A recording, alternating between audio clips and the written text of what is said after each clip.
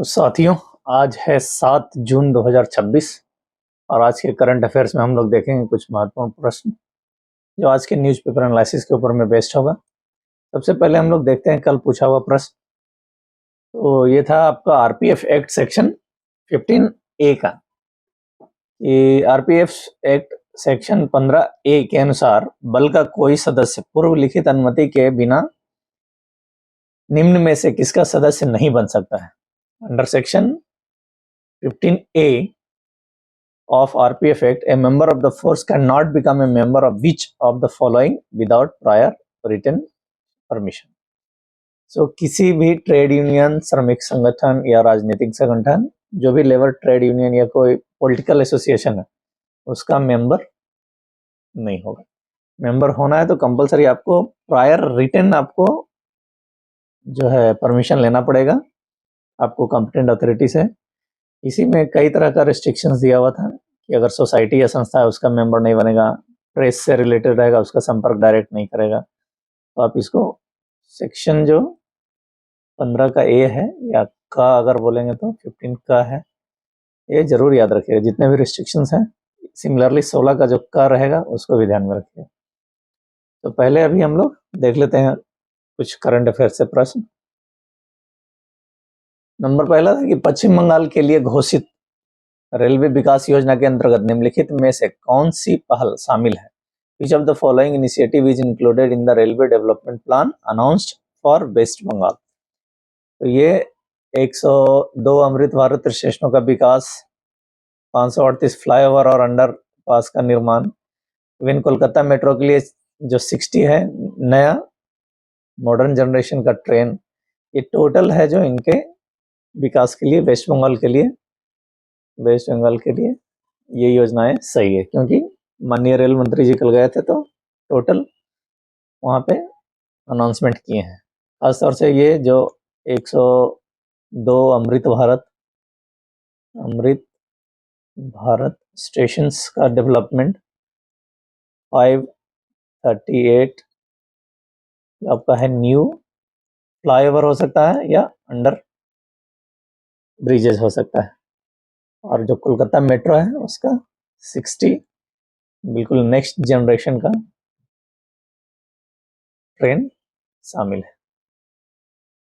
और जो Delhi Siliguri bullet train है इसका भी चर्चा किए हैं। दिल्ली सिलीगुड़ी जो अपना ट्रेन का कॉरिडोर है, मतलब फास्ट ट्रेन का यानी बुलेट ट्रेन का, उसके बारे में बोले हैं। डानकुनी सूरत जो आपका डेडिकेटेड फ्रेट कॉरिडोर है, डीएफसी है, उसका परियोजना, ये टोटल जो माननीय रेल मंत्री जी ने वहाँ उद्घाटन किया था। So not just a bullet train, centre has big railway development plans for West Bengal. इसी में लगभग 1 लाख करोड़ से ये टोटल परियोजनाओं का बनने का है। देखिए हाल ही में किस रेलवे संग्रहालय ने 19वीं शताब्दी के पुनर्स्थापित रिस्टोर्ड वजन मापने वाला यंत्र जो वेइंग मशीन है, वेइंग स्केल है, उसका अनावरण किया है। Which railway museum recently unveiled restored 19th century weighing scale. तो ये मैसूर में भी हो रहा था। मैसूर रेल म्यूजियम है, इसमें 19वीं शताब्दी का जो है एक वेइंग मशीन है, वेइंग स्केल है, जो रेलवे में यूज किया जाता था, उसको प्रदर्शित किया गया है। और यह रेलवे हेरिटेज है, समझो, हेरिटेज का संरक्षण में महत्वपूर्ण कदम है। क्योंकि इतना पुराना वेइंग मशीन वो कहाँ से रख पाए या कैसे अवेलेबल था वो देखने का बात है। हालांकि ये मैसूर रेलवे म्यूजियम हुआ, ये मैसूर है SWR में, और SW का हेडक्वार्टर भी आपको मालूम है हुबली होना चाहिए, तो याद आपको रहना है। So Mysore rail museum unveiled restored 19th century weighing scale. तो ये एग्जीबिशन में लगभग 2000 किलोग्राम कैपेसिटी का मैकेनिकल प्लेटफॉर्म जो था उसको रखा गया। प्रस्तावित जो मुर्शिदाबाद रेल कोच फैक्ट्री है तो किस सार्वजनिक क्षेत्र के उपकरण PSU के सहयोग से स्थापित करने का सुझाव दिया गया है। The proposed Murshidabad rail coach factory has been suggested in collaboration with the beach public undertaking unit. तो ये जो कांग्रेस का लीडर हैं आपके अधीर रंजन चौधरी, इन्होंने कोच का स्थापना जो और रेलवे कोच का मुर्शिदाबाद में इन्होंने रिक्वेस्ट किया है रेल मंत्री से, और बोला है कि सेल के द्वारा सहयोग से बनाया जाए, जो steel authority of India limited है उसके द्वारा। तो आपको ये भी ध्यान में रखना, सेल का पूरा नाम, या मुर्शिदाबाद कहाँ है, ये है आपका ईस्टर्न रेलवे का एरिया है, और ईस्टर्न रेलवे का हेडक्वार्टर फेरली प्लेस मतलब हावड़ा आपको ध्यान में रखना है। तो Congress Adhir Ranjan Chowdhury writes union minister Ashwini Vaishnaw demand railway coach factory in Murshidabad, और किसके सहयोग से बनाने के लिए बोले हैं वो भी इन्होंने रिक्वेस्ट किया। हाल ही में लुधियाना में रेलवे स्टेशन पर हुए एक तकनीकी खराबी के कारण घटना, जो विशेष ट्रेन था वो कौन सा स्पेशल ट्रेन था, which special train was standing at the platform during recent technical failure जो हुआ लुधियाना में। तो ये था कटरा स्पेशल ट्रेन था। एक्चुअली ये क्या हुआ, दो कोच के बीच में एक बहुत बड़ा साउंड हुआ। एक्चुअली लोगों को तो ऐसा लग रहा था बम ब्लास्ट हो गया है, लेकिन यह टेक्निकल खराबी था, कपलर का टूटने के कारण इतना साउंड हुआ था और दो भाग में बट गया वो ट्रेन। राहत का बात यह रहा कि किसी भी यात्री को या कुछ भी डैमेज नहीं हुआ, कोई नुकसान नहीं पाया। तो जांच में आरपीएफ एंड जीआरपी जो है वो जांच किया है, तो पता चला है। तो ये वैष्णो देवी जा रही जो ट्रेन में हादसा, लुधियाना दो हिस्सों में बटी, 1200 यात्री जो है बाल बाल बचे। हाई स्पीड में अगर होता तो ये नुकसान ज्यादा होता था। नेक्स्ट है, हाल ही में उत्तर प्रदेश के मुख्यमंत्री ने रेलवे सुरक्षा को मजबूत करने के लिए किस पर विशेष जोर दिया है। तो recently chief minister of Uttar Pradesh directed special emphasis on what to strengthen railway security. Uttar Pradesh के जो आपके माननीय मुख्यमंत्री हैं वह योगी आदित्यनाथ जी, इन्होंने जो नया टेक्नोलॉजी है उसका उपयोग पे ज्यादा ध्यान देने के लिए सलाह दिया है।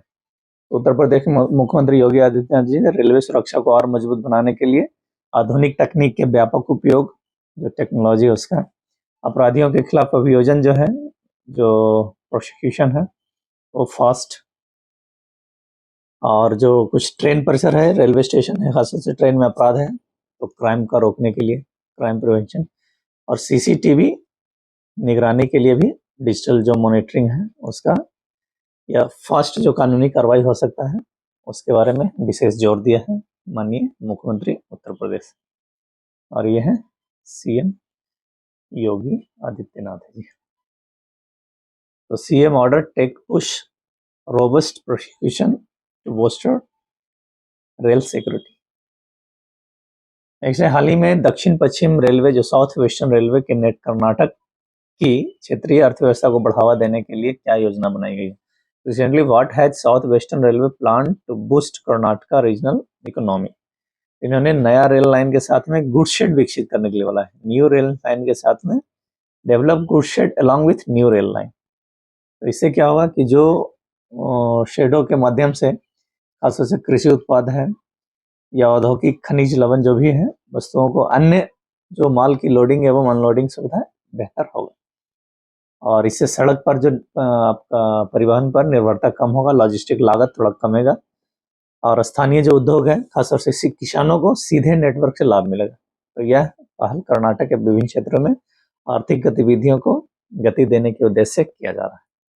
क्योंकि अगर स्टेशन रहा या लाइन नजदीक में अगर गुड शेड बनाते हैं, क्या होगा, डायरेक्टली वो लोग वहीं पे लोड कर सकते हैं, किसानों के लिए फायदा होगा। South western railway plan good shed along with new line to boost Karnataka regional economy. अभी क्या होता है कि स्टेशन कहीं रहता है, गुड शेड कहीं और रहता है, तो इसलिए प्रॉब्लम हो रहा था। नेक्स्ट है, प्रस्तावित जो दिल्ली सिलीगुड़ी बुलेट ट्रेन परियोजना के शुरू होने के बाद दिल्ली से सिलीगुड़ी की यात्रा लगभग कितने समय में पूरा करने की उम्मीद है। तो after the proposed Delhi Siliguri bullet train becomes operational, the journey between Delhi Siliguri is expected to take approximately, तो ये लगभग 6 घंटा ही लगेगा। ओनली 6 घंटे में ये दिल्ली से सिलीगुड़ी तक चला जाएगा। बुलेट ट्रेन आने से यह बहुत बड़ा फायदा हो। तो दिल्ली सिलीगुड़ी इन 6 hours on bullet train, rail minister यही जो कल बता रहे थे कि बंगाल में आए थे। और बंगाल का जो सीएम है वो है आपका शुभेंदु अधिकारी। तो ये भी आपको ध्यान में रखना है, ये है बीजेपी के लीडर है।